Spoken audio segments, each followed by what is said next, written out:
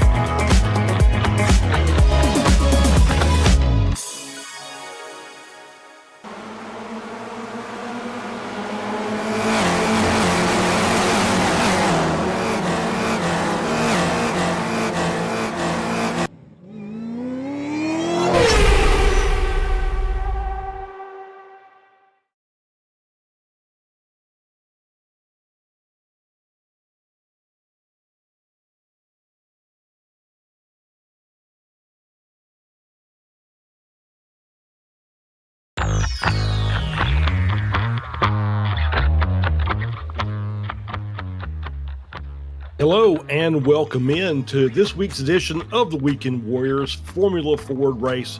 This is round 9 and we are at Oran Park today. Lovely little Australian circuit that is no longer in existence, but it is here in iRacing, so we're going to race it. Today I am Charles Boshell. Alongside me today is Josh Wilkie filling in for Ron Mons, and as always, Father Guido Marzucchi sitting there in the production hauler, giving us all the sights and sounds for today's race. And we've got a great battle on board for today, as we are here, as I said, at Oran Park, 2.6 kilometer circuit, very small track, but very tight, very twisty, very challenging course, even for these small cars. And Josh, so welcome in today, and thanks for filling in for Ron. And what do you see for today's race? Yeah, thanks a lot, Charles. Yep, it's great to be here as well. Love this track. Yeah, I think you kind of nailed most of it there. This place is really technical, really tight. I've driven around it a few times in the FF and stuff as well. This is one you really, really need to get your eye in at. You need to be looking at those points, hitting those marks lap after lap after lap. Really, really easy to get an off track around here, really easy to get tired or flustered. You make one little mistake in some of these sections and it just kind of extrapolates into 5 mistakes every once in a while. Last corner is very, very important to get that right and get that drag down the front straight. I'm expecting, a little bit of fireworks today, a little bit of argy-bargy into T1, some off tracks, and probably a little bit of fireworks. Like I said there, I think this place is pretty spicy. Yeah, I think you're absolutely right. I think turn 1 and 2 sets the stage for quite an epic lap here. As let's go through as we're looking at qualifying here. Simon Ball on pole for temporarily with about 13 and a half minutes gone. 110.2. Mikey Pollard sitting in second. Dmitry Lukanov sitting there at Spec 2 racer, Spec 2 pole sitting in third overall, and then Antonio Reese sitting there in P4. Our Masters pole sitter right now, and I think we have some championship points to take a look at. So let's take a look at those. And Mauricio Naselli, 625 points, leading the championship. However, I did have someone tell me that he is going to be sitting out for the remainder of the season due to some medical issues, so he will not be participating for the rest of the season. That basically leaves it up to Mikey Pollard. All he's got to do is keep running those great, consistent, high position finishes, and he should kind of take the championship. But Richard Hardwood sitting there behind, only about 65 points back, sitting there in P3. Ian Anderson in fourth. Chris Cash sitting in fifth. So still some pretty tight battles there amongst the top of the field as we move over to Spec 2. Dmitry Lukanov starting to pull away from Kevin Adrian, 513 to 405. Paul Jackson sitting there in third. 388, still pretty close to Kevin Adrian there, so not quite done with the potential for flipping a few positions in the podium. Peterson Rocha and our own Josh Wilkie sitting there in fifth place to round out your top 5. Look at that, Josh. Not racing today, obviously. Be up here in the booth, so going to lose out on some points unless you're going to try and do a double header there and race while you drive. So, someday I'll give it a shot. Yeah, there you go. So as we look at the Masters, Jorg Monty leading the Masters class, very, very dominant performance over Antonio Reese, Jeff Webster in third, David Lamont in fourth. Alan DeGassis rounds out your top 5 in the Masters category. So starting to see some championship leaders asserting themselves during the course of this as we are, thank you, Guido. As we are continuing on here in qualifying, we do have our keys to the race. Josh, you want to read through those for me? Yeah, sure. So the keys to the race today definitely are going to be the curbs, number 1 at this track. Definitely a difficult, you have to use the curbs around here. Really easy to get on off track, really easy to upset the car as well. And number 2, like we were saying in the run up there as well, is this place is pretty tight. It's not going to be really easy to make passes around here. You've got to keep it on the track. You've got to stay away from those curbs. And then we got some throttle control as well. Is going to be really, really important around here as well. Getting those exits right, not getting on the throttle a little bit early, getting on it smoothly, you should say. If you just stab it around here, you tend to understeer through a lot of the corners. You want to make sure you get that throttle control right as well. And that should help you out around here today. There you go. Thank you very much, Josh. As we continue on with qualifying, as we're on board here with Dmitry Lukanov, watching him go and sitting there again. So we're going to do the onboard lap with Dmitry. So let's get things rolling here as we head down the front straight up to the start-finish line.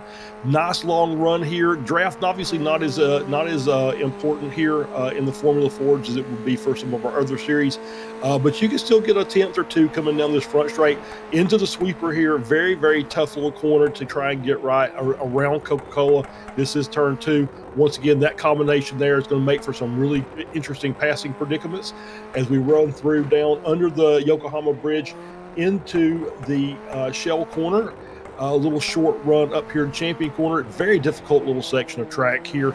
Just trying to keep the car on the track off the dirt there on the outside through the Yokohama Bridge, around in, and then the run down into Foster's Dip. You see the elevation changes here that play quite a bit of role here, especially with the fact that we don't run anti-lock brakes. And then we're going to come around Momo Corner here, coming back up the elevation just a little bit as we run back up the hill up to the highest point on the track. We're going to get the O'Brien aluminum dogleg, favorite name for a corner ever. as we here into our Recaro corner, the final run back to the start-finish line. Very, very quick lap. Like I said, 2.6 kilometers, 1.6 miles.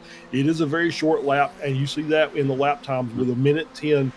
As we see Lukanov not able to increase his position, so still sitting there in fourth, but still Spec 2 pole, and he's just been dynamite this season, and as a Spec 2, as a newcomer here to the series.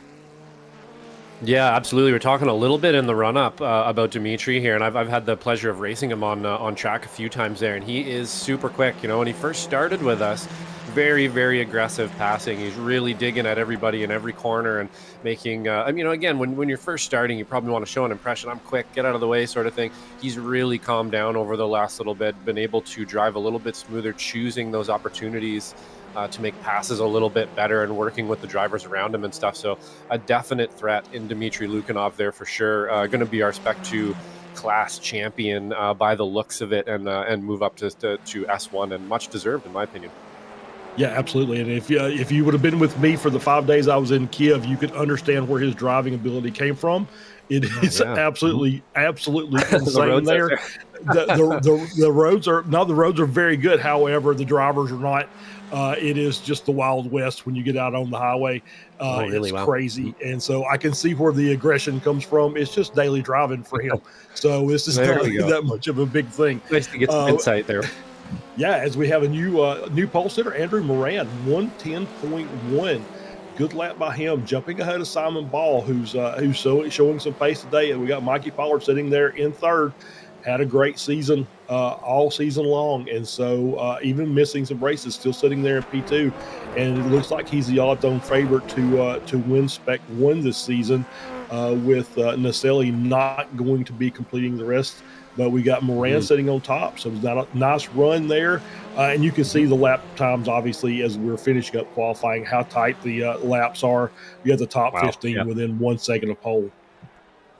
Yeah, that's a really, really close one there. And bringing up Naselli as well, I believe I heard he's actually got heel spurs, which is something that I've actually had to deal with, truth be known. I used to be a sponsored snowboarder back in the day and competed a lot, and heel spurs are a thing there. And man, oh man, they can be painful. You can't even put your toes down. Sometimes they get so bad. It's the little muscles in your heel, basically little tendons and ligaments in your heel, just all tighten up back there.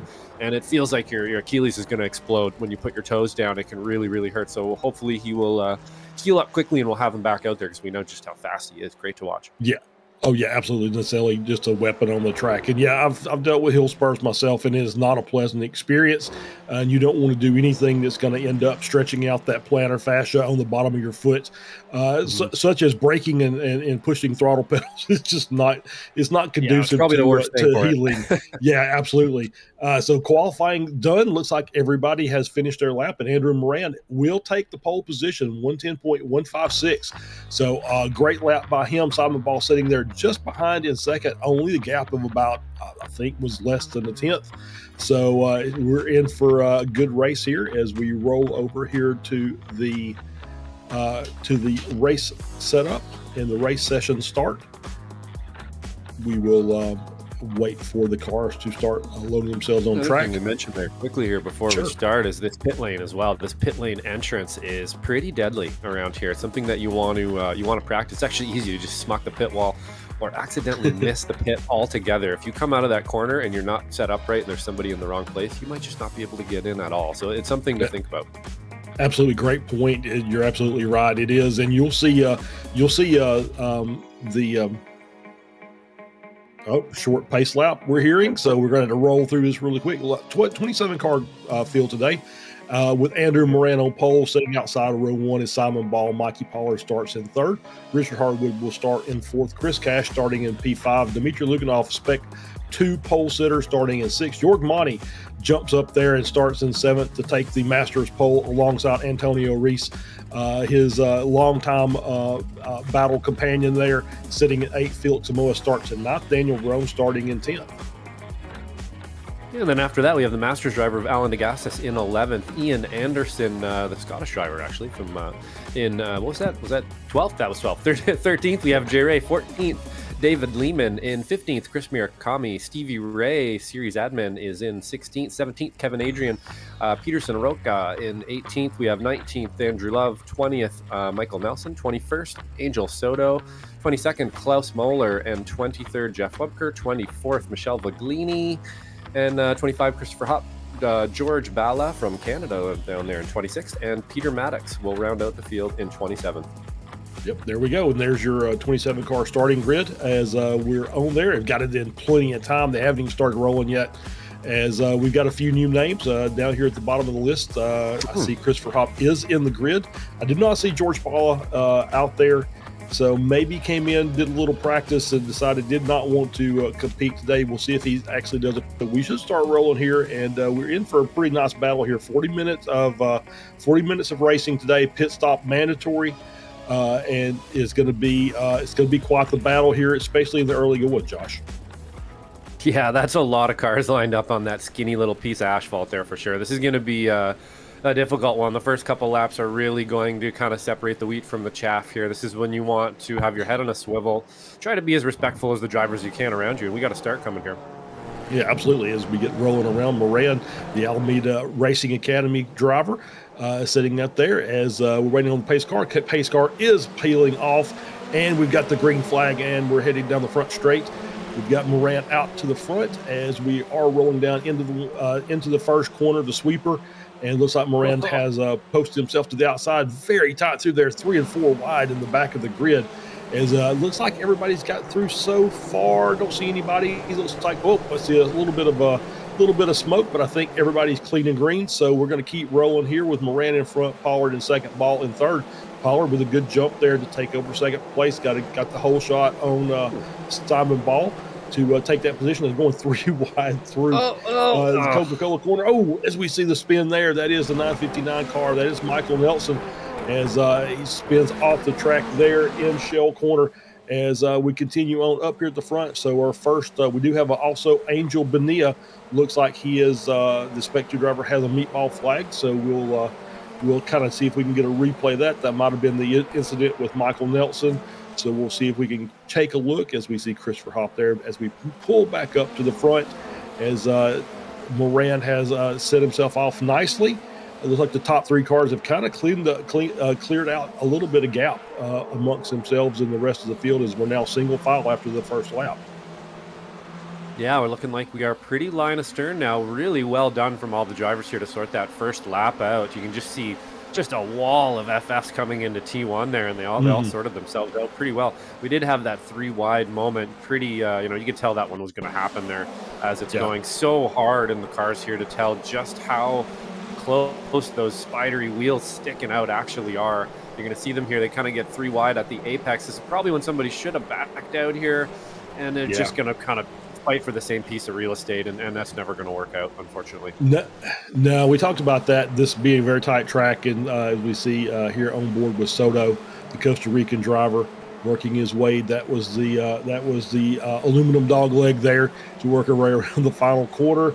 And just pushes straight into the wall, understeering, and that is terminal damage there for the 226 car. They're back up front with Moran, and looks like the line has not really separated, so we have a nice 14-car train with the first gap being back to Chris Murakami, 1.5 seconds behind Stevie Ray. That's 14th and 15th. As it looks like we have Hardwood now setting the fastest lap of the race as we're back down toward our qualifying pace on this first real flying lap 2 of the race. As I said, 40 minutes of racing here. As you see Murakami really start to make a run there on the car in front, and that was Jay Ray that he was battling with. Several battles around here with Alan DeGassis, David Lehman, Stevie Ray, Masters battle that we are watching there. And now back up to the 76 car of Simon Ball. He's got a little bit of a gap now. He's kind of dropped off the back of Pollard ever so slightly. It's still within a second, but right at the 1 second mark. So we'll see if he's able to close that back up as we continue on here. As you can see, pretty standard fare so far. I think we're getting into we get to this early part of the race where everybody's just kind of running, making laps, trying to get to that pit stop so we can really start doing some racing. I think we're starting to get into that zone. As we see a car around us, Kevin Adrian rejoining the track. We're going to get a replay here, and let's see what we see, Josh. Yeah, it looks like maybe it's going to be all on his own here. Yep, and it's going to be those track limits we were talking about again. So, you touch that grass, really easy to do around here. At this point of the race, too, you're just bringing up, you're starting to settle in now. You're starting to find your line, maybe starting to figure out where you're supposed to be. That guy behind me might be a little quicker. Guy in front of me might be a little slower. You're starting to make some decisions now. And you're looking for a bit of a wider line every once in a while. You're looking for your line that you're going to settle into. This place is all about rhythm. I was going to say, just after we watched Dimitri on board there, you can see the rhythm this track has, and he actually fell out of that rhythm a little bit on the lap we were watching. And that's how you lose it, especially through this section right here. It is sort of a pith path, left, right, back, forth sort of feeling when you get it right. And it does feel sort of like you're in a band or something when you get it right. You're actually playing some music or dancing with the car, and if you fall out of rhythm with that, it's so easy to start losing time around here, and it's hard to keep that rhythm for 40 minutes. So we'll see how it goes. So far, it looks pretty line of stern here. And we got Stevie Ray off. That looks like it's sagging to me. I think he's gonna have to go into the pit. I think you're right. I think that is a meatball. We're going to see this is Jay Ray and Stevie Ray. No relation, as they're working their way around one of the corners. And you just see just a little bit of touch there. And that was enough to there's where it happened. I was going to say that shouldn't have been enough to cause suspension damage, but it's when he backed it into the wall. That's what did it. Stevie got to hold those brakes there, Stevie. Even if you're off the track, you don't want to be hitting the wall. So Stevie Ray is going to come in. He is usually one of our first pitters anyway if he's in the race. But I think this may be a little early at the 5-minute mark. I don't think he's going to be able to get to the end with a stop now.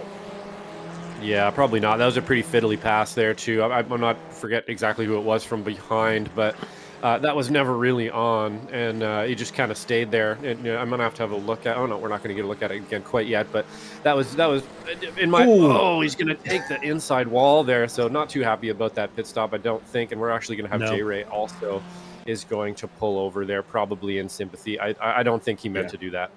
I don't think it was. I think it was just incidental contact. I think you're absolutely right. As we see Klaus Muller.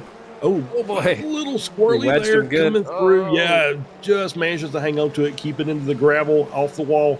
But that's the sweeper in the Coca-Cola corner, and you see what kind of throttle control and how you have to balance the car to get through that sweeper with the pace that you need to send it into Coca-Cola.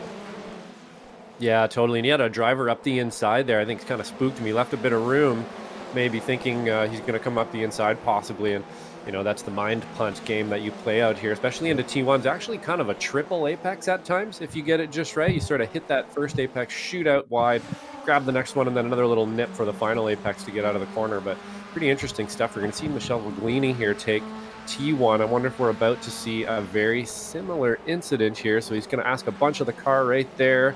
A little bit unsettled, and again, so same thing. You can ask a little too much of those rear tires when you enter that corner, and then you're sort of catching it the whole corner. And I think we've all been there at Oran Park. I definitely have, yes. That is anytime you can't master T1, it's probably a good idea to just not worry about racing that track. And so after my futile attempts to get through here, I've basically just kind of stayed away from it. But yeah, that's it. It's one of those that is very much a balance, trying to get through T1, carrying enough speed to keep the cars behind you. And then to get through Coca-Cola without losing the rear, which is what we just saw from Voglini. As we're back on board here with Richard Harwood, a nice battle there, and that is, I believe, Dmitry Lukanov in the 28 car. Simon Ball. You're correct. Simon Ball and Richard Harwood battling with Lukanov, kind of keeping an eye on from behind. This is the Ian Anderson. They're back there, and that was Daniel Verone in the 272, and Ian Anderson in the 145 Iron Brew car. And you see that once again, Shell Corner, not really a great place for making a move. No, definitely just not. very, very tight through this section of track, and you see him getting loose for Verone and just catching the rear. keeping it under control, getting it resettled. But then looks like Ian Anderson had thoughts of taking the inside, and Verone says no, and that was the incident that happened. Yeah, again, sometimes when it presents itself, just because it's on sale doesn't mean you have to buy it. And that was, he opened up the door there and it was on sale and he went for it. And that was never going to happen. So unfortunately, Ian Anderson there getting a little bit maybe, I don't know the word for it there, but he definitely stuck his nose in where it should not have been. I don't think he meant to do that again. That's a pretty fiddly spot. Yeah. It probably feels like you can really swoop through there. And it just doesn't happen. So, he needed to wait and unfortunately wedged the car. But up front here, Andrew Moran still holding on to it. Very consistent, about 3/10 behind him, Mikey Pollard. And then you're going to find Simon Ball, but another 3/10 behind that. And you got to go all the way back to, we're back to about Felix Samoes by the time we hit a second. Dmitry Lukanov, I believe, has set the fastest lap of the race as well. So keep an eye on him to continue moving forward. And our first Masters driver there of Antonio Reese as well, still kind of holding on. He's still got touch with this lead pack here.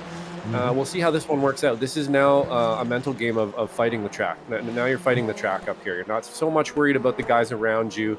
Everybody's going to play ball pretty good. Now you just have to hit those marks and make sure you're consistent, get that pit stop right, and then it might happen for you. Yeah, as you see Moran move to the inside there, kind of a semi-defensive line as he had Pollard and Ball in tow, just trying to break the draft up a little bit. Once again, it's not the biggest draft in the world of these Formula Ford cars, but it will happen, and that's a long enough straightaway that you might can pick up a 10th and at least pull yourself alongside the car in front. And maybe give yourself a good position. So Moran doing a good job there of running defensive line, keeping that inside covered so nobody takes a run, and it really kind of compromised him a little bit coming out of the sweeper as well. So as we see there, we had another incident there is got crossed up pretty good there. The 28, I believe. The 28 got crossed up there pretty good. It's a pretty normal slide there. It happens around here a lot where you find yourself drifting to the left with your wheel fully locked to the right.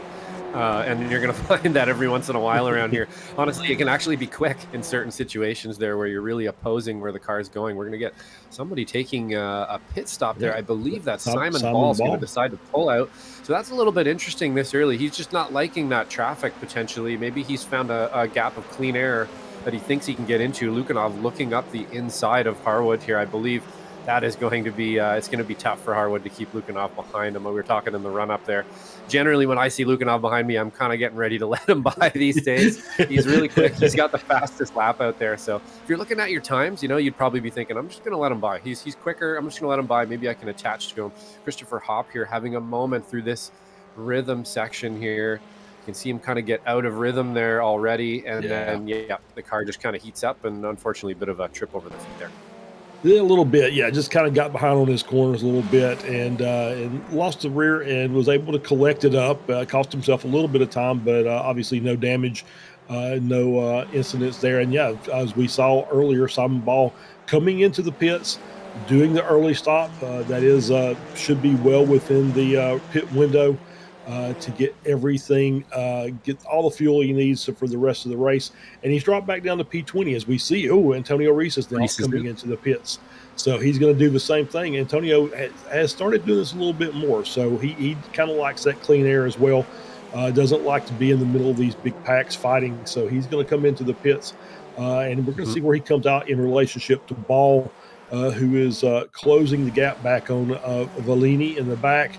As we see, speaking of Mr. Valini, we're going to watch him as he's coming through. And once again, we're in that little S's section there coming into the last one and just losing the rear as well. Yeah, it's easy to do. Yeah, so easy to do there as well coming into that final corner. As Moran still hangs on to the lead. Got Pollard in second, Harwood in third. The gaps are starting to open up a little bit now, about 0.8 of a second between the top three. With Lukanov still a half second back and forth, and Chris Cash hanging on to him in P5. So Cash doing a really good job of hanging up there in the P5. Felix Samoes, I believe it looks like he's starting to close the gap just a little bit, sitting there in P6. Obviously, Felix, very, very quick driver, so we'll have to keep an eye on him in the middle section of this race here, as we're on here with Peterson Roca as well, and Andrew Love. Roca switching from the black Converse All-Star to the green Converse All-Star. Maybe he's a Boston Celtics fan. So he switched the paint a little bit, but still looking good. Love that paint scheme for that car. We're watching on there for sure. Yeah, it definitely the shoe fits, as they say. It really does. Yeah, it kind of looks like a shoe or something out there. So you can make it makes it work for some reason. It just seems to fit the bill. I'm thinking here, just watching Antonio Reese go into the pit as well as Simon Ball, and I think maybe the reason they did that is because there was a bit of a fight going on in front of them there. Dmitry Lukanov and Harwood were kind of fighting. The lap times were starting to come down. They were probably starting to feel like they're moving backwards a little bit. But it looks like, unfortunately, now that they've left, that pressure has released, and I wouldn't be surprised if that lap time is back up now. So I'm pretty interested to see where they're going to funnel out here, if this is going to work for them, or if this lead pack is now looks like they've kind of found the rhythm from a lap or two ago when they decided to pull in. And I would imagine that's why Simon Ball and Antonio Reese decided to pull in. They're watching their lap times go down a little bit. And that's when Felix Simoes was catching up too. And we can see now that's sort of leveled out as well. He's not really catching up anymore, because these guys have some free air now. So kind of interesting just to watch the sort of ebb and flow of the race happen in front of us here. And we'll see how that works out. Yeah, absolutely. As Andrew Moran just sets the fastest lap of the race with a 1:10.29. Time they're definitely picking up front. We'll say that Antonio Reese did come out behind Simon Ball. 1.9 seconds is the gap to them. They are sitting there in P18 and 19 as we're on board here with Andrew Love still battling with Roca there around the P12 area. So not ready to give that fight up just yet, as Moran is now starting to stretch the gap. Is now over 1 second to Pollard, sitting in second place. So this may come down to quick pit stops to see who's gonna actually take the victory today. But you can see, obviously, tough. It really is, and you have to be careful. I was going to mention this earlier. You have to be careful for some kind of false flags there as you see the pit lane stripe come up on the timing tower, because you are coming kind of out of that final corner onto pit entry. So it'll flash up as they're coming into the pits, when in reality they're not. They're just using all the track they can use. As now Hardwood sets the fastest lap of the race, sitting there, and that's another hundredths of a second or 200ths of a second quicker than Moran's last lap. So the lap times are still coming down as the gaps are starting to grow just a little bit. Yeah, and that's going to hurt those pit stoppers for sure. I think maybe that they're expecting this front pack to kind of be slow, and they're actually faster than they were even a few laps ago now. Following here, Mikey Pollard, Andrew Moran, Richard Harwood are sort of a speed train at the moment, kind of pulling each other into more speed. So that might not work out for them. We got our fast movers here in the back of Klaus Muller and Jeff Webker, 7 positions up. Peterson Roca, Andrew Love, 6 positions up. David Lehman, Chris Murakami, 5 positions up. And then, of course, Simon Ball, Antonio Reese showing 16 and 11 behind, but that's because they have a bunch of people who haven't pit in front of them. So we'll watch that kind of shake out here. In the end, looks like Daniel Veron's actually had a bit of an issue there. He's down in 11th place now. I think that's probably his actual pace. I haven't seen him come in quite yet. I think he had an incident at the beginning, if I'm not mistaken. As we watch Andrew Moran kind of seemingly pulling away here, Dmitry Lukanov with the fastest lap again. Yep, Lukanov with the fastest lap is dropping ever further, and that was Pollard was a little bit quicker that last lap, only about a tenth quicker than Moran. So he is trying to keep Moran at least in his sights, as Chris Cash and Chris Murakami have both pitted. So the pit stops are starting to pick up a little bit as we're at the 17-minute mark of this 40-minute race. Once again, this is a mandatory pit stop. And even if they were doing fuel saving, I'm not really sure of that. Not really sure how much fuel you can save on a track like this. It seems to be a pretty quick track, even though there's a few slow corners. But you seem to be on it just pretty much from start to finish, or it just seems that way because it's such a tight track. But obviously 40 minutes is a little bit much to ask for these cars at most tracks. There are a couple that I think, especially if you get into a rain event, where you can get to the 40-minute mark, but there still is the mandatory pit stop that needs to happen. As Christopher Hopp is now in the pits, dropping down a couple positions as he comes in to take his pit stop from P20, drops him down to P22. So he'll come out in some free air as we have to be very careful, make sure that he has a good clean stop. Otherwise, he might get, well, I think he might get lapped anyway. So we'll have to keep an eye on that as well. So see where he comes out in relationship to the lead group. Lap traffic could play a difference in these cars, whether they can get away or they get kind of stuck together. Yeah, absolutely. Lap traffic around here is not something you want to run into. There's not a whole lot of space to get around people, and they're going to have to facilitate that for you in some of the sections. And flat out, there's just some places you just can't get around somebody properly around here. You just have to hold out and wait, and that's going to cause a lot of frustration, sometimes an accident, but at the very least, you're going to lose some time, and that's probably what we're going to see here if we do catch up to the people. I'm wondering, do we have a way we can see the pit stop time? See if we can see just how long they've been sitting in that box for. I'd like to see how long maybe Simon Ball and Antonio Reese took, and then maybe we can figure that out. If we can't, that's totally fine too. But I believe we have that ability.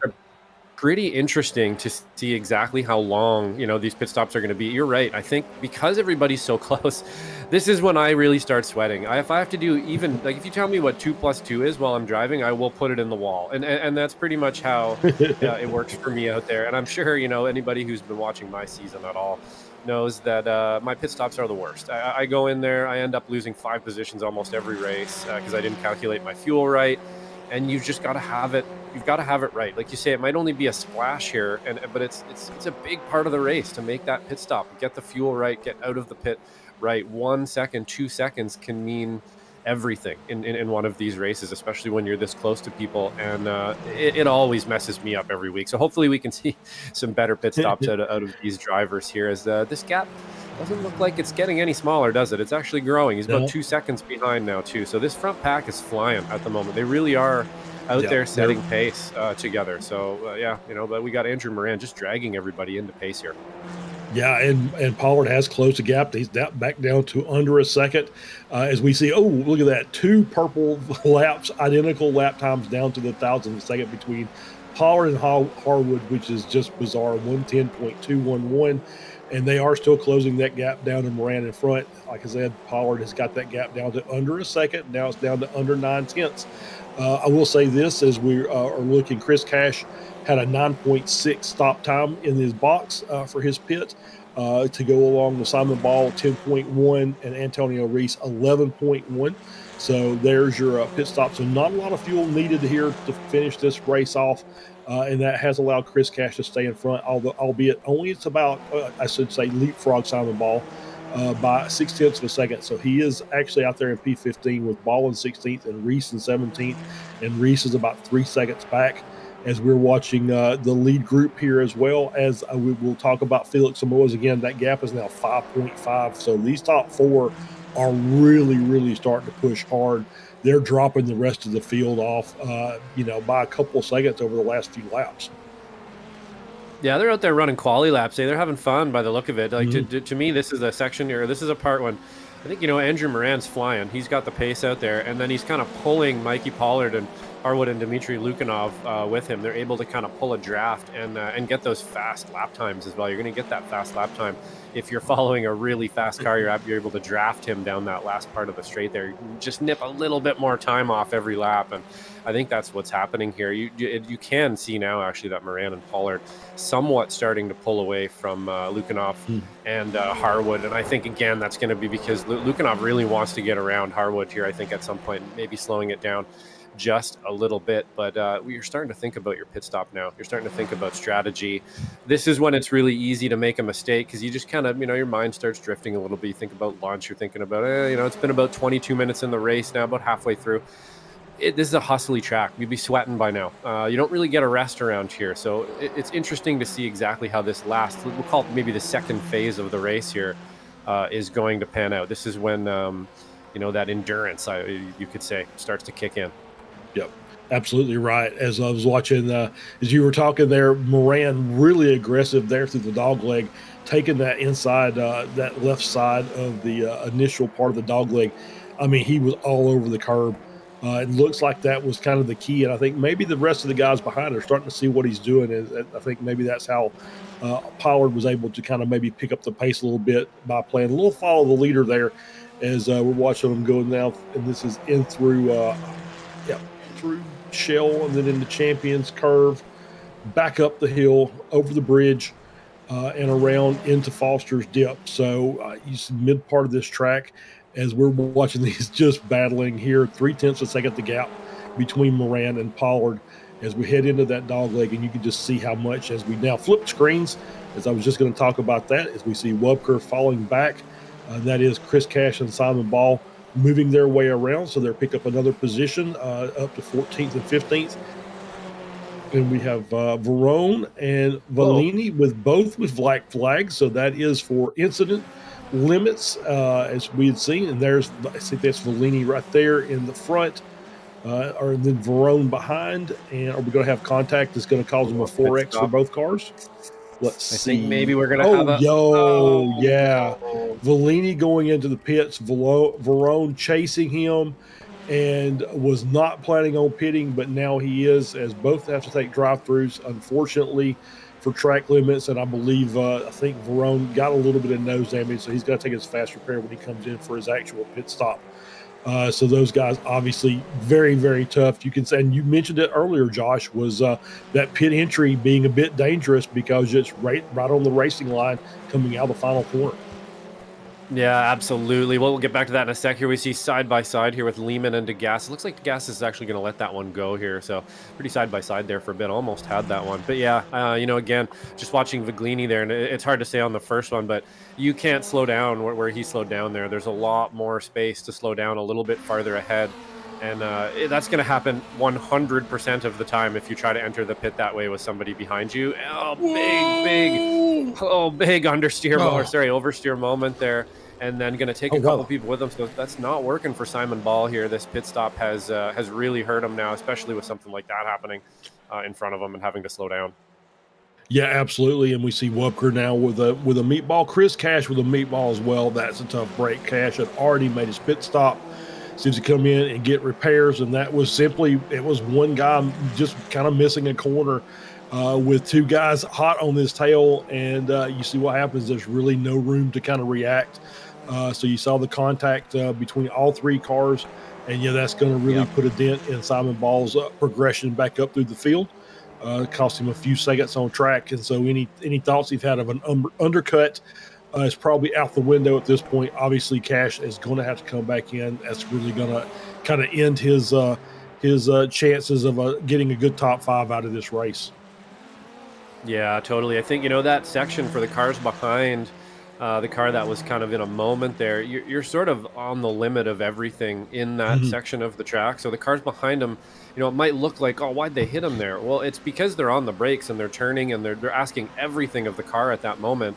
And they just don't have basically the car's autonomy to move around. They can't go left, they can't go right. You're on the brakes, you're trying to slow down, and you just target fix on the guy and end up running into him. There's really not a whole lot you can do in that section of the course, asking so much of the car. But that being said, really cleared it out pretty good. It could have went a lot worse there. They were able to kind of avoid most of it and then keep going. So we got a really close battle at the front here now between Andrew Moran and Mikey Pollard. So he's been able to close up that gap a little bit in the wee hours here. Going to be careful going into that pit stop, as we saw Viglini, and that looks like the gas is sideways. And he's unfortunately going to have a bit of a questionable rejoin there and take somebody with him, unfortunately. That looks like Ian Anderson, maybe. Yeah. And that was definitely him, as we'll get the replay here. DeGassis, they're working their way down the front straight into the sweeper. You see him just carrying way too much speed for the car in front, and kind of loops it around and then stops and then restarts. And there's Anderson so hard. Trying to work his way around to the inside. And that's just, that happens so frequently. You want to say, hey, guys, you got to be to pay attention to the relative, but just happens because once you spin like that, every thought is now get the car going again, stop trying to lose, stop losing time, get going, and everything other than that, like, hey, watch your relatives, check your mirrors, make sure there's nobody around so you can rejoin safely. That's kind of an afterthought sometimes, and happens to all of us at one point or another. Sure as it's a difficult situation for sure. It really is. As we're on board here with Moran and Pollard, our top two, and they have definitely separated themselves from P3 and 4, Harwood and Lukanoff. That gap's almost 3 seconds from P2 to P3. as these guys, it's now a 2-car race up at the front with a 2-car race for the final step on the podium. Then a huge gap, 6 seconds back to Jorg Monty, our Masters leader, sitting there in P5. With a pit stop still to come, Antonio Reese has already taken his stop. So he's sitting there in P12, just closing down Simon Ball, who probably has damage. So my guess would be that he'll be working and trying to work his way around Ball in short order as we're on board here with the front 2. As we're coming up to the 29-minute mark of the race, with the top 10 cars still yet to pit. So still have quite a few major pit stops still to come, and it should be happening within the next 3 minutes or so, I think, of race time. Yeah, it should here. I think with Chris Murakami here out in front of them too, I wouldn't be surprised to see it happen pretty much right now. And that little incident we saw, I believe it was or who that was before into T1. You're seeing a tale of 2 ways to enter that corner there. I've also had the same thing. If they're, the second half of drivers or the back of the field there is not going to be going into the corner, that T1 corner the same way that the guys on the front are. And you can kind of see the difference there. And DeGassis thought maybe, he kind of got caught out there. There's a car going slower, and he's like, all of a sudden he's beside him, and he's like, wait a minute, I don't break 50 feet, earlier like you just did right there, and he sort of got caught out. And that happens in T1 quite a bit. We're going to see Kevin Adrian here maybe have an incident into the, wow, that was an interesting one. It just completely tore the left side of the car off on those concrete, the concrete tires there. So let's see this one more time. Interesting. I'd almost like to see it from on board if we could, and see what the heck happened there. I'm not exactly. He went under the bridge, sort of right at the critical moment there, seeing kind of what happened. Let's see. Is he just going to misjudge it? Yeah, he just misjudged it. Very strange. I mean, maybe some netcode. Who knows? Very uncharacteristic for Kevin, though. It really is. It is very uncharacteristic for Kevin Adrian. But yeah, just misjudged that, or netcode creeped in there at the worst possible time. But hitting the tire barrier there, coming under the Yokohama Bridge with both his left side tires, and they're just completely removed from the car. As we are on board here, the leaders now working their way around Chris Murakami. That lap traffic getting in the mix here. Did actually separate them just a little bit, but we were talking about that incident from DeGassis going down into turn 2 into Coca-Cola corner. That turn 1 is just a confidence corner. It really is. It's confidence check every time you go through there. How confident are you going to be able to get that car through there quickly and then get it stopped in time to make the second corner? And you can see the different levels of confidence between those two drivers. And just caught DeGassis out, and really not much you can do with it except to just kind of lay on the brakes and hope for the best. And that is not exactly what happened. As we're asking so much of the car there, you can see them. You can see them as well going into the corner. And the issue with that one is that you're braking and turning left at the same time, and you're trying to just coax the car into the inside of that corner. And if you don't get on the brakes just in the right, it's a very counterintuitive corner that you need to practice over and over and over again to get confidence with, and try to brake the car in the straightest line possible. So you have to take a pretty odd line kind of going into it to get the maximum speed out of it.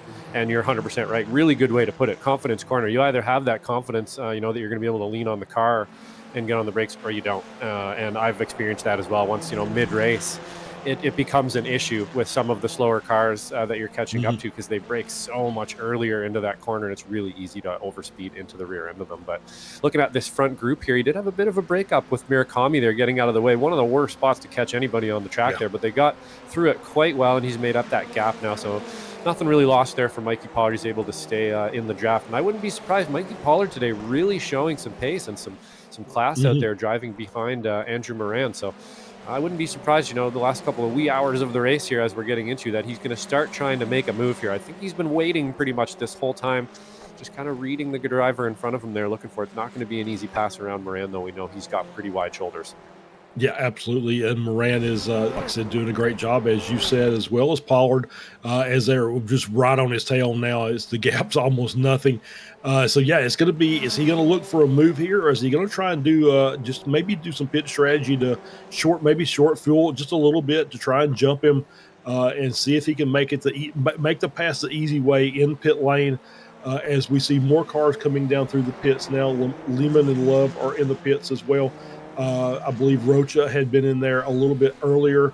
So as these cars, there we go, Moran into the pits That was now. close. That was very close. It's one of those. Oh, did we get a black flag?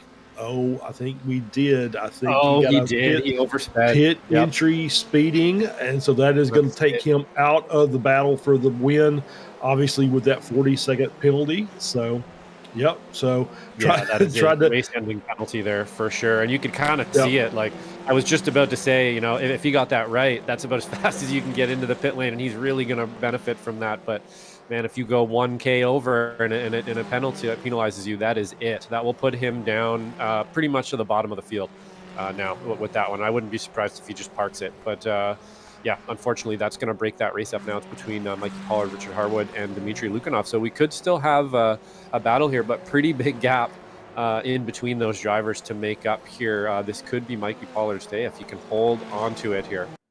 Yeah, absolutely. As we're going to get a replay here of Moran working out of the final quarter. Looks like he's going to make the move down. Very late move into the pits. And yeah, just carrying way too much speed in. That was so close. And that was very close. And yeah, I believe you're absolutely right. And he's got the wiggle. And he has basically parked it. He's basically parked the car, as we see it now. Pollard and Harwood in the pits, so they're going to get their stops. Lukanov remaining out on the track, and I believe we've only got them. I think he is the last car, or he is the he's already pitted, so he's already been in. So now we're going to see where he comes out in relationship to the top two as they're into the pits now, getting their stops done. They are in the box for each car. And we'll see where this all shakes out. It's going to be very close as Lukanov comes around the final corner. And both cars are now on their way out. Did I see him go by there? No. Okay, there he is. Nope. Yeah, okay, so he's making up some time for sure. Lukanov's had passed the lap of the race a couple times now, and I'm going to chalk that up to that. He's got around the same pace, let's say, as his driver or the drivers in front of him here, but he was able to get a draft. So we'll see if his raw pace is enough to catch up to Richard Harwood and Mikey Pollard here. And we got about 5 minutes left, so maybe just enough time to get that done if there's a little mistake or two up front here. But if I was Pollard or Harwood, I would just be thinking about being as calm and clean as possible now, and you can probably pull this one out. Yep, absolutely. As we see Muller there with the gases making the move around as Muller pushed a little wide, locked the front tires up just a bit, coming through that corner, then taking the curb. So that's not going to help him try and get that position back as Pollard is out front while 1.7 seconds over Harwood, sitting there in second place. Dmitry Lukanov sitting in third. As we get the best battles up on the screen, there you see the gaps between the gases and Muller. 0.8, Simon Ball, Antonio Reese, 1 second. Mikey Pollard, Richard Harwood, 1.7. The gap for the lead as we have Lukanov in third, Simon Ball and Antonio Reese with the two early pitters, and they are sitting in fourth and fifth. Ball 6 seconds off of P3. So I don't think he's going to be in opportunity there to get up to the podium. But Antonio Reese, they're sitting pretty 1.6 over York Monty. The gap between the Masters class leader and P2. Lukanov, very, very big gap back to Rocha, sitting there in P10. It's about 40 seconds or something like that, just eyeballing the numbers. Some quick math there as Pollard. We see some more lap traffic that's going to get in Pollard's way, coming down into Foster's dip. And then the worst part of the track, as you said earlier, Josh, this little quick, very, very sudden corners changes going through and hard braking. So it's going to be difficult for Pollard. He's going to have to pick a smart line to work his way around the 272 car of Daniel Verone coming around the final corner. So you should get the run down, and hopefully Verone will be a gentleman and just kind of give up that spot, but we'll see what happens. Yeah, that's what you want to do in this situation, and that looks like what he's doing. He's going to pull over here and hopefully let him by. Yep, he's going to let him by here. And yeah, this is when you just want to be as clean as you can now. That section you're just mentioning there, I find that section, I know a lot of people find it difficult. I don't find that section quite so difficult. You kind of just straighten it out. It's the section kind of under the bridge leading into that section that I always struggle with. There's some really blind corners there, and you really, really need to use basically the understeer of the car. The fastest way through there is basically to four-wheel power slide it, through that section. And you need to kind of drift on the gas through that whole section every time coming through here and getting as wide as you can out to this curb. You can almost straddle it, actually, and then into the next part. pretty counterintuitive through here as well. You're just munching curbs and trying to straighten the car out as much as you possibly can. And it's really all about rhythm. This section's pretty hard here as well, not too off track right there. Really a bunch of difficult sections around here. So even right up to the very last lap of the race, you're clinching, making sure, going into T1, like you mentioned, Charles, every lap. You're thinking about that corner every lap, and I'm sure every driver is thinking about that corner kind of every lap. He's going to try to get a bit of a draft here from that driver in front of him, which works. You can even just pull over, get a little draft from that car in front of you, and maybe grab a tenth or a quarter of a tenth there, and it's all going to help in the end as long as it doesn't put you offline into T1. Yeah, absolutely. That's Michael G. Nelson. He's made a pass to put a lap down, so he's going to get through there. Once again, he still has Verone back there in tow, who's also going to lap down. And then the next car is the P2 runner of Harwood sitting there, but now with a couple of rear gunners there for Pollard, as he's got a couple of lap cars between him and P2. Lukanoff is starting to close the gap down a little bit. It's 1.4 they got from Harwood to Lukanoff, so I don't think this battle's done, as we're probably coming up to the white flag this time by with just about under a minute left. So I think they'll be taking the white flag when they get back to the start-finish line. So if Lukanoff has any extra there, it's time to go ahead and pull that out and put it to use, especially with a couple of lap cars in front of P2. That might slow him down just a little bit.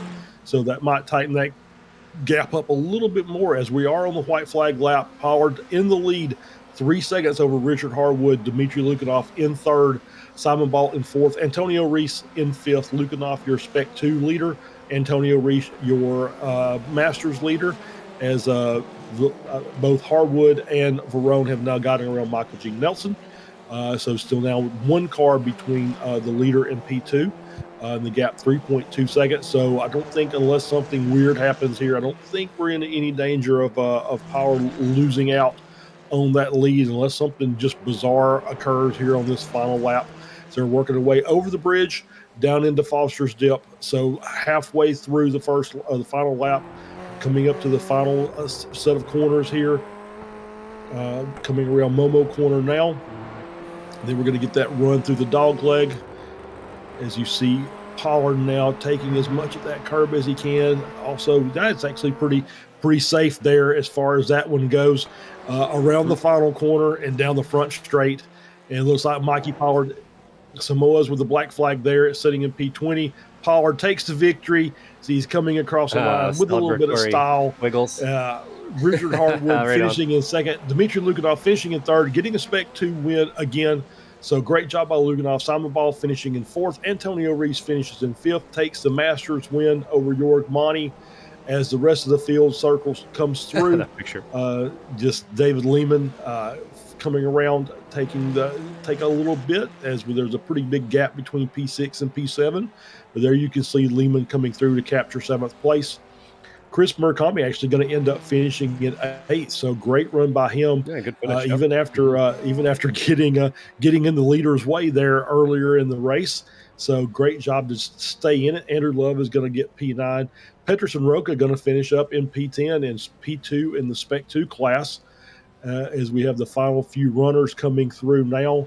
It'll be Chris Cash coming up to finish 11th. Jeff Whipper 12th. Daniel Verone is going to get Spec 2 P3. Has already crossed as a lap down runner in 13th position. So your top three in Spec 1, Mikey Pollard, Richard Harwood, Simon Ball. Top three in Spec 2, Dmitry Lukanoff, Peterson Rocha, and the other car, Daniel Verone. And then the final three, your Masters winners, our Masters podium, Antonio Reese, Jorg Monty, David Lehman. All those cars finishing in the top 7. So, Josh, great race. It's kind of really what we expected, a very, very difficult track. Saw some issues with some traffic and some of the battles that we had going on, but otherwise, really, really good race. Yeah, definitely. This place can sometimes be a bit of a crash fest, especially into T1. You can end up with, 10 cars in the first lap, kind of out of the race or all, facing backwards. And that just didn't happen today. We got a lot of really good driving, perhaps because we've been here a few times with the Weekend Warriors now. We've actually, people kind of know this place a little bit better. And we had a really good race around here, especially the top 4 or 5. We had some good, some new drivers out there as well, finishing pretty well. So good to see some new drivers, some new talent out there as well. Hopefully we'll have them all back for the next season, as well as the rest of this season here. Get some good aerial shots here, and I think we have some results for us. I think you're absolutely right. So let's bring the race results up. We'll run through them. Mikey Pollard taking the race victory. It's going to close that championship gap down to Naselli. Richard Hardwood finishing in second. Dmitry Lukanov finishing in third, capturing the Spec 2 win. Simon Ball finishing in fourth, rounding out your Spec 1 podium. Antonio Reese getting the Masters win, finishing in fifth. Jorg Monty, Masters P2, finishing in sixth. David Lehman sitting there in P7, finishing third in the Masters class. And Chris Murakami just missing out, finishing in eighth. Andrew Love finishing in ninth. Peterson Rocha finishing in P10, Spec 2 P2. Chris Cash in 11th, Jeff Wupker at 12th, Daniel Verone 13th, first car lap down, getting the Spec 2 final podium position. Michael Gene Nelson in 14th, Alan DeGassis 15th, Ian Anderson 16th, Klaus Muller finishing in 17th, Michele Viglini finishing at 18th, Andrew Moran 19th, Felix Samoas finishing in 20th, Kevin Adrian finishing in 21st, Christopher Hopp finishing in 22nd, Jay Ray finishing in 23rd, Stevie Ray finishing in 24th, Angel Soto finishing in 25th. George Bala did not take the start, as well as Peter Maddox did not take the start as well, and that is your 27 car finishing order. And we do have a couple of drivers in the waiting room to come in. So let's bring in our Masters class winner, Guido's favorite human being on planet Earth, Antonio Reese. We'll bring him in for a quick conversation. And down here, Antonio, congratulations on the Masters class victory. Great job today. So talk about your race a little bit. It was a pretty difficult little track you have to deal with today. Hey, Charles. Thanks for having me. It was a little bit kind of a stress all the time. No distractions at all. But yeah, it's fun. It's very tight. Everybody is separated by 1/10 or something, like 20 cars on the same second. It's very tight race. It's crazy. But I'm glad I survived. I could survive at least. And I still win the Masters. Was very surprising. Yeah, it was a really good battle. I think you had a different strategy than Jorg, your constant battle companion there. It just seemed like you came in a little bit early and just kind of got out of the mess there a little bit. Kind of went to the back, and you guys really weren't around each other very much, even though you finished next to each other at the end of the race. Yeah, I was trying to get away from the confusion of the traffic, so I was afraid that something happened, and then it could happen. But so I decided to pit earlier because I was lucky to get a free track, so it was just a clean exit of the pits. Yeah, absolutely. So, hey, mission accomplished. Get the victory. Tightens the championship battle up a little bit more between you and Jorg. And so next week we have Sonoma Raceway.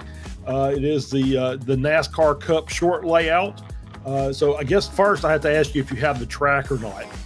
No. So we won't see you watching next week. Yeah. So you'll be in for a good one. I do like Sonoma, and I think it suits these cars really well. So you'll be in for a good one. So we'll see you in the Spec Racer race coming up. Yeah, you will see me. I hope to see you. All right, Antonio. Well, I'll be here. So I've had my vacation is over with. Yeah, so I hope to see you. I win the Masters so I can see you on the TV again. But it's a joke. Yeah, for sure. So, Antonio, thanks for stopping in, and we'll let you give any thanks or shout-outs and let you get ready for that Spec Racer race coming up. Yeah, for you guys for the broadcast and the sponsor. I don't know who was sponsoring today the broadcast, but Steve Ray, big shout out to Stevie, and for Stevie as well as the administrator and the guy, put all of these things working, and of course together with everyone. But he's the main guy, so he's the And then also for the drivers, all the drivers and the guys watching the race on the YouTube, and and more for my family to allow me to race. There you go. And Antonio, thank you. We'll see you coming up. Thank you as later. well. Yeah, All right. see you guys. Take care. Bye. All right, take care. All right, that was Antonio Reese, our Masters class victor today, finishing P5. And Josh, I'm going to let you have the honors of interviewing Richard Harwood, our P2 finisher today. Bring him in for you. Sure, Richard, you're out there today, got a second place on a very tight, very busy, very hustly type of track out there. It looked like you guys found a pretty good rhythm kind of mid-race, a bit of pit strategy going on around you. How'd you see it out there today? Yeah, it's pretty quiet up front. I can only imagine the chaos that must have been happening behind. It's an incredibly tough track. There's really only one line, and if you're not on it, you are hemorrhaging time and you're going to get ambushed many corners in a row. So yeah, just trying to stay in the pack. Simon pitted early. I was doing a little bit of fuel saving behind him, and then I couldn't fuel save behind Mikey. I had to go flat out just to try and stay close to him, and eventually him and Andrew broke away. So then it's just a 2-car battle with me and Dimitri, and yeah, I managed to build a bit of a gap on the pit stop. I guess I fueled slightly less, and then I literally had my first cut out of the engine as I crossed the line, so perfect fueling. Oh, perfect. So there's some good insight as to how that all worked out there. So yeah, I think that's probably what made at least the second half of the race a little bit easier for you there, is you're able to kind of gap Dimitri a little bit there, and quite as much pressure. So great work on the pit stop. Not easy around here. You know, I'm terrible at pit stops. I lose positions every week racing these things in the pit, but pretty hustly track out there for sure. I find it around here, I think you said it as well pretty well. You kind of have to find a rhythm around here. And if you fall out of that rhythm, you just start getting ambushed by people around you. You miss one corner, you miss 3 corners kind of thing. And it can be quite the hustle. But you guys look like pretty standard fare up front there for sure. Is there anybody you'd like to thank here before we let you go? Well, firstly, you guys. I always watch the stream after the race every week. I love listening back to it. And got to give a massive shout out to Stevie, who runs the whole thing. I mean, he's such a nice guy. I think it sounds like he's put money out of his own pocket to get the stream up this week as well. And unfortunately, it sounded like he didn't have the best race. So thanks to Stevie. Yeah, big thanks to Stevie and all the sponsors out there. We can't do this without you guys. You know, we got a couple rounds left, and then we're going into next season. So hopefully we can start thinking about getting next season all sorted and everything as well. And you got to thank Stevie out there. He did have a bit of an incident and unfortunately got taken out there. But thank you for the kind words, Richard. And we will we'll see you next week in the Weekend Warriors. See you then. That was Richard Harwood, our P2 finisher. So, Josh, final thoughts of today's race, and then the next week at Sonoma. Yeah, final thoughts. I love this place. That was a great race. We got a bit of a clinic from the first 5 drivers there on exactly how to execute around here. Some really clean, really fast driving from the top drivers. They're actually pretty much all around the field. I think we've been here a few times now, and people seem to really be getting a grip on things. Just say hi to our chat here as well. We got Seaberry. I'm not sure who that is out there, saying that was fun. I need to find a bit more pace to go, so hopefully we'll see him next week, and of course tomorrow here every week, giving us all the big ups and everything in Rainbow Talk, I think. Thanks for showing up here as well. But thanks to Guido, thanks to you, thanks to everybody else out there, and hopefully I don't crash in the SRF race coming up here. We'll see. Good luck to you in the SRF race coming up, and that is on our docket for coming up in just about an hour's time. The Weekend Warriors with the Spec Racer Ford. I don't even know where we are because I'm just coming back from vacation, so we'll figure it out. But hey, stop in. It'll be a great race. Doesn't matter what track we're going to be at. These guys put on a great show week in and week out. And so for Josh Wilkie and for Guido Marzucchi, who does just a great job yelling at us from behind the scenes and keeping everything straight. I am Charles Boshell. Thank you very much for watching. We will see you either later on today or next week or whenever you stop by here at Slow Motion Broadcasting. Catch you later.